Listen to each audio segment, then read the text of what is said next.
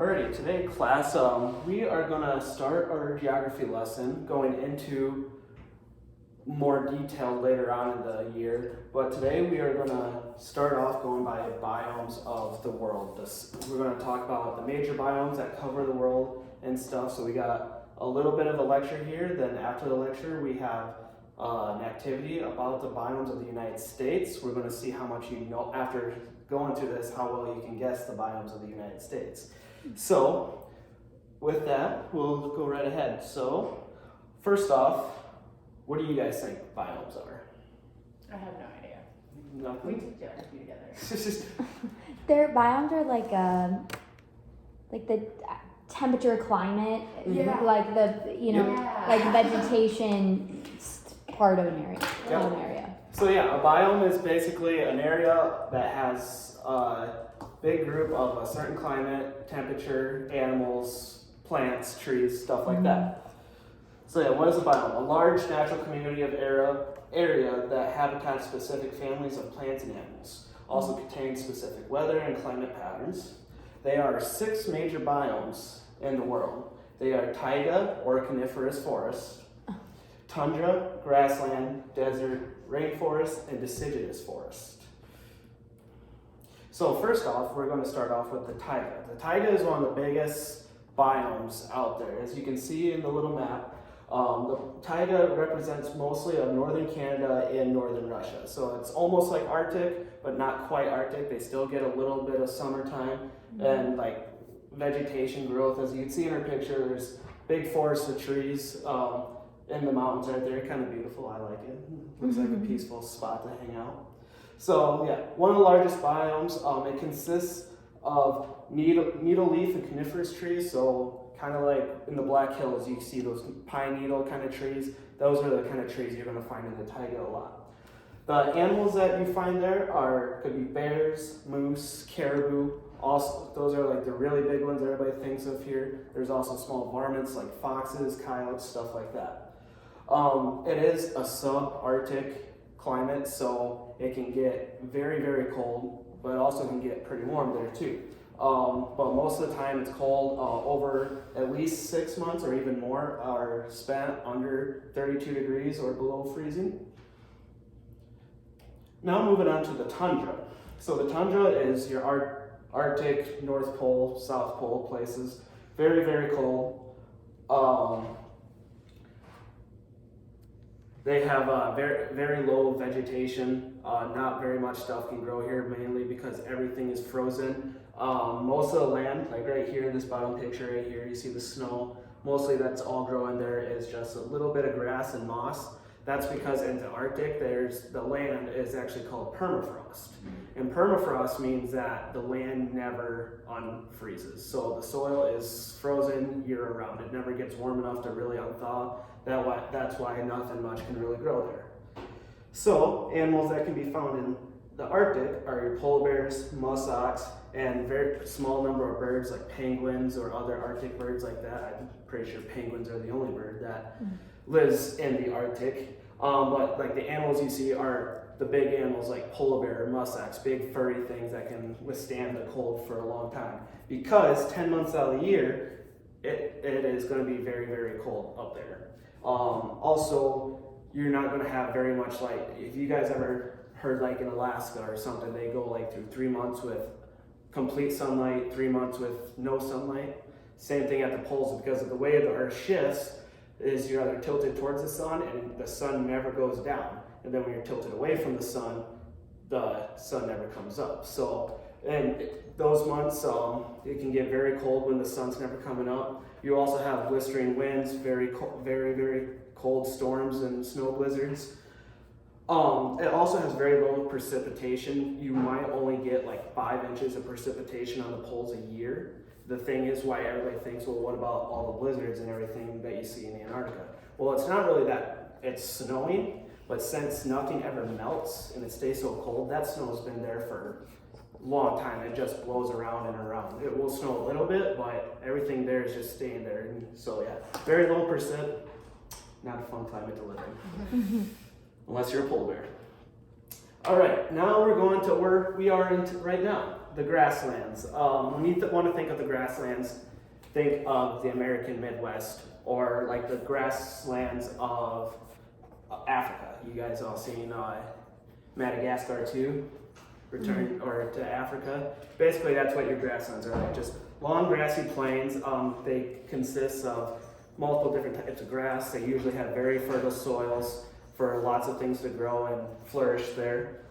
Animals that you can find on grasslands around here are deer, buffalo, elk. We've all seen those around. Nothing too exciting. So their climates that they have, we have 4 distinct seasons. We have summer, fall, winter, spring. And it's usually pretty easy to tell which one you're in. Around here, we will get roughly about 10 to 20 inches of precipitation throughout the year. We can get very harsh winters depending on where you are. Upper Midwest, we get some pretty harsh winters, but like you go down to Oklahoma, it's not very bad. Or in Africa or something like that, it's probably not, their winters don't get bad. But the grasslands all still stay the same. Now moving on to deserts. Deserts is pretty much hot tundra. They're very hot and dry, not very much can live here or grow here. Mainly just cactuses and small shrubs are the only vegetation that really survives out here. Animals include camels like in Africa, reptiles, and actually jackrabbits. go jacks. So yeah, things that really don't need that much vegetation or that many resources can only live in these areas. Like a reptile. Have you guys ever heard like a snake moves better and is a lot better when it's heated up because they're cold-blooded. So their body is going to react to how their body temperature is. If they're cold, they're going to be sluggish. That's why they den for the winter. If they're warm, they're going to be moving around and active. So that's why you find a lot of snakes and reptiles in Australia or out in the desert. I did not know, actually. That's interesting. Their climate, so it is the driest biome out of all the biomes. They get under 5 inches of precipitation in a year. Here's a fun fact about it. Temps usually can get over to 100 degrees during the day, but in that same day, once the sun goes down, you can be seeing temps of 25 degrees. So if you were trapped in the desert, in one day, you can either die of heat exhaustion or die of hypothermia. Cool. If you were trapped in the desert without knowing what you were doing. So that's kind of a fun fact that you wouldn't think a desert would really get that cold, but once that sun goes down, it can get very cold in the desert. I don't know about. So, rainforest. Rainforest is the most diverse biome when it comes to like different vegetation, different trees, different animals. Think of like the Amazon rainforest. Like think of all the stuff that's there. It's so diverse. It has very many canopies of tropical trees and vines that go around there. Animals that you can find there are lemurs, jaguars, and most amphibians live in the rainforest, like frogs, tree frogs, about any type of frog. It is a very wet and humid climate. They get over 100 inches of rain, not much snow as you can see where it is on the earth, there's not going to be very much snow in a rainforest. They have 2 pretty much distinct seasons. They have a dry season and a monsoon season. Monsoon seasons when they do get mostly all this rain, and the monsoon season takes up a majority of the year, where the dry season is like maybe a month or 2. And now we have the deciduous forest. The deciduous forests are broadleaf forests. This means their leaves typically change over time. Like in the picture, we have a beautiful autumn forest with orange and brown leaves changing. So those forests are made up of those kind of trees. The animals that you can find here, kind of like the grasslands, deer, black bear, and little varmints. The climate of it is a slightly warmer and humid climate. They usually get about 20 to 60 inches of precipitation throughout a year, so they stay pretty moist and gives a lot of resources for the land and the animals. Winters can bring droughts in this time, well, mostly because nobody like grows anything in the winter. It's kind of hard to do that. So winters come around and does bring a little dry season, but it's a mostly wet and humid climate. So activity. But before we get to activity, I'm going to give you guys a little bit of a quiz. So what kind of biome would you say Alaska's in? Tundra. What else? Arctic. Nope, that's tundra. What's the taiga? Yep, taiga, Yeah, Arctic and taiga. So yeah. the top part of Alaska is going to be in the tundra, right next to the pole, and taiga. All right, let's say, what kind of biome would the Dominican Republic be in? Tropical? Yep, they're That gonna. was an option.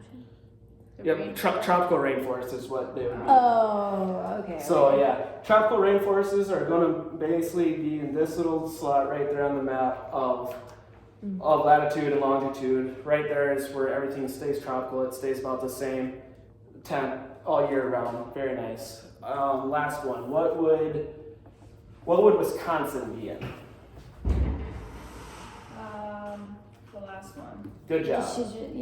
Deciduous forest. They got a lot of these like trees, and a lot of the eastern states, mostly from the Mississippi River east, is going to be in the deciduous forest. What would the South be then? The south, Like Texas? Texas would be considered a grassland. Oh, Really? Still, yep. Like kind of that whole section is still kind of considered a grassland. Western side of Texas, you're getting more into the desert, went from Texas over to California, and the southwest, that's going to be your desert in the United States. all right. Can't give you guys too much stuff because here's the activity. So, directions here. Okay. Here's the map of the United States. To your best of ability, I got the biomes listed. All those biomes will be used, and I'm not looking for specific like bubbles, but just try to put a bubble where you think each taiga, or not taiga, each biome sits. And then once we're all done, we'll go over them and Would this be? Can we work with a partner? try it for the first minute or two. Try to keep it just by yourself, and then Okay. we're going to go over it as a group together.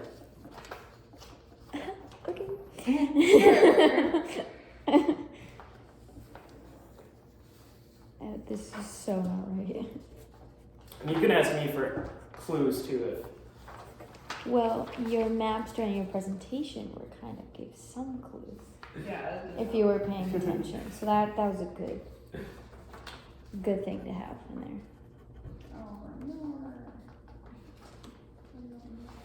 I feel like this is also in a way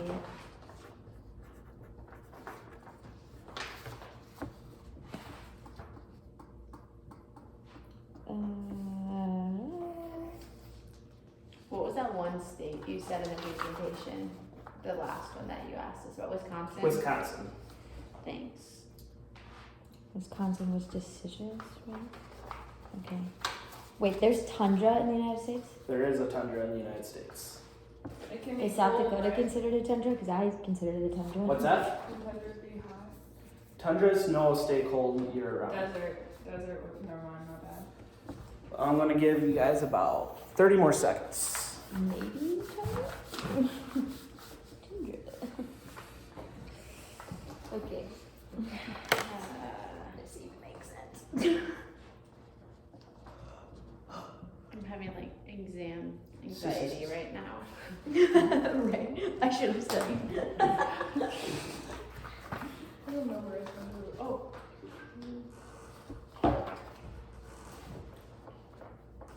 All right, everybody done?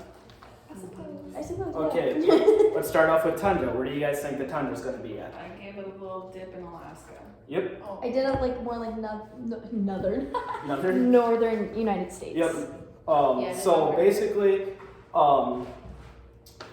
tundra is going to pretty much just be the northern part of Alaska. It's going to be. So erase. Yeah. Okay. What about desert? More And if you guys know the region, just say the region too.